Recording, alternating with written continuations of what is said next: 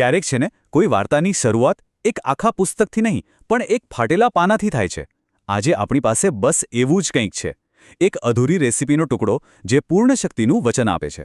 હવે જુઓ, આપણી પાસે બનાવવાની રીત તો છે નહીં, પણ જે છે એ પણ કંઈ ઓછું નથી. આપણી પાસે છે સામગ્રીની એક યાદી જે પોતે જ ઊર્જા, પરંપરા અને સ્વાદની એક મસ્ત કહાની કહે છે. તો ચાલો આ અધૂરા નુસ્ખામાં શું રહસ્ય છુપાયેલું છે એને ઉકેલવાનો પ્રયાસ કરીએ. તો બસ આપણી આખી સફર શરૂ થાય છે અહીંથી, આ સામગ્રીની યાદીથી. ચાલો દરેક ઘટકને એકદમ ધ્યાનથી જોઈએ. પણ જુઓ, આપણે સીધા બનાવવાની રીત પર કૂદી નથી પડવું. એ પહેલાં આ વાનગીના પાયાના જે ઘટકો છે ને એને સમજવા ખૂબ જ જરૂરી છે. દરેક સામગ્રીને કેમ પસંદ કરવામાં આવી છે અને એ પૂર્ણ શક્તિના વચનમાં પોતાનો શું ફાળો આપે છે એ જાણવું ખરેખર ખૂબ જ રસપ્રદ રહેશે. ઓકે, તો આ રહી આખી યાદી આપણી સામે. પૂર્ણ શક્તિ પ્રેમિક્સ, રાગીનો લોટ, ઘી, ગોળ અને પછી સૂકો મેવો. જરા આના પ્રમાણ પર નજર કરો. દરેક વસ્તુને એકદમ ચોક્કસ માપ સાથે પસંદ કરવામાં આવી છે.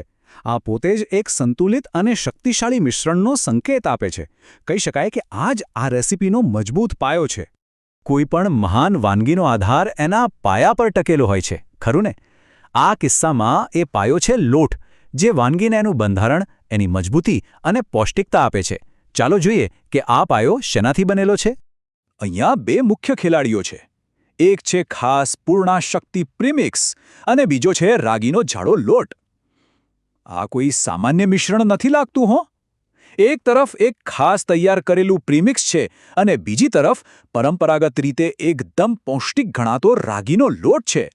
બે વાડકી પૂર્ણા શક્તિ પ્રીમિક્સ. આટલી મોટી માત્રા એ સ્પષ્ટ બતાવે છે કે આ રેસીપીનો મુખ્ય આધાર જ આ છે. વાનગીનો મુખ્ય સ્વાદ અને ગુણધર્મ બધું આ પ્રીમિક્સ જ નક્કી કરશે. હવે એમાં શું હશે એ તો એક રહસ્ય છે, પણ એનું મહત્વ તો ચોક્કસપણે છે. અને પછી આવે છે એક વાડકી રાગીનો જાડો લોટ. રાગી એટલે કે નાગલી. એની તાકાત અને પોષક તત્વો વિશે તો આપણે બધા જાણીએ જ છીએ. અને જાડો લોટ એનો મતલબ કે વાનગીમાં એક સરસ દાણાદાર ટેક્સચર આવશે. આ મિશ્રણ ખરેખર પરંપરા અને આધુનિકતાનું એક સરસ બેલેન્સ બતાવે છે. સારું, તો હવે આપણે એ ઘટકો તરફ આગળ વધીએ જે આ વાનગીમાં જાન નાખે છે. એની સમૃદ્ધિ, એની મીઠાશ અને એની અદ્ભુત સુગંધ. આ તત્વોને વાનગીનો આત્મા કહીએ તો પણ ચાલે. ઘી અને ગોળ. આહા, ખાલી નામ સાંભળીને જ મોઢામાં પાણી આવી જાય ને. આ માત્ર મીઠાશ અને ચરબી નથી, આ તો ભારતીય રસોઈની પરંપરા છે. ઘીની એ મસ્ત સુગંધ અને ગોળની એ ઊંડી, માટી જેવી મીઠાશ આ વાનગીને એક અલગ જ લેવલ પર લઈ જાય છે. 300 ગ્રામ ઘી. વિચારો, આટલી બધી માત્રા જ બતાવે છે કે આ કોઈ રોજિંદી મીઠાઈ નથી. આ એક સમૃદ્ધ અને એકદમ શક્તિદાયક વાનગી બનવા જઈ રહી છે. ઘી અહીં માત્ર સ્વાદ જ નહીં પણ ઊંડું પોષણ અને ભરપૂર ઊર્જા પણ આપશે. અને મીઠાશ માટે 400 ગ્રામ દેશી ગોળ. અહીંયા કોઈ રિફાઇન્ડ ખાંડની વાત જ નથી. આ બતાવે છે કે રેસીપી બનાવનાર સ્વાસ્થ્ય અને પરંપરાગત સ્વાદ બંનેનું કેટલું ધ્યાન રાખી રહ્યા છે. ગોળની મીઠાશ ખાંડ કરતાં ઘણી વધારે ઊંડી અને મજાની હોય છે. અને હવે વાનગીનો છેલ્લો અને સૌથી સુંદર સ્પર્શ. એવા ઘટકો જે વાનગીમાં ટેક્સચર, જટિલતા અને સુંદરતા ઉમેરે છે. તેમને રત્નોનો વરસાદ કહેવું એકદમ બરાબર રહેશે, કારણ કે તે વાનગીને ખરેખર શણગારે છે. તો જો લિસ્ટમાં શું છે: કોપરું, કાજુ, બદામ, પિસ્તા, દ્રાક્ષ અને છેલ્લે સુગંધ માટે ઇલાયચી. શું કોમ્બિનેશન છે! દરેક સૂકો મેવો પોતાનો અલગ સ્વાદ અને ટેક્સચર લઈને આવે છે. કાજુની નરમાઈ, બદામનો કરકરો અવાજ, દ્રાક્ષની કુદરતી મીઠાશ, આ તો એક સંપૂર્ણ મેળાવડો છે.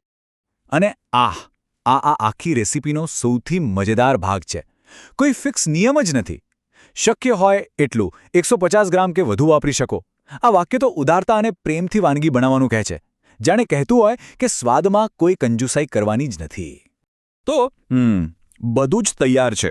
આપણી પાસે શક્તિશાળી લોટ છે, સમૃદ્ધ ઘી ગોળ છે, રત્નો જેવો સૂકો મેવો પણ છે. સ્ટેજ એકદમ સેટ છે.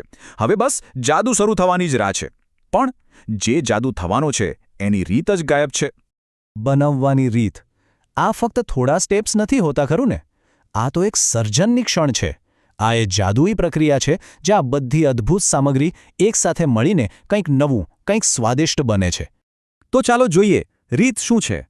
સ્ટેપ 1, બધી અદ્ભુત સામગ્રી ભેગી કરો. બરાબર? સ્ટેપ 2, અને અહીંયા જ કહાની અટકી જાય છે.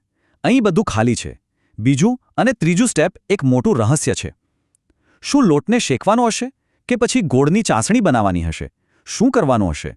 હવે આપણે ફક્ત અનુમાન લગાવી શકીએ છીએ, પણ કદાચ એમાં જ તો ખરી મજા છે, નહીં?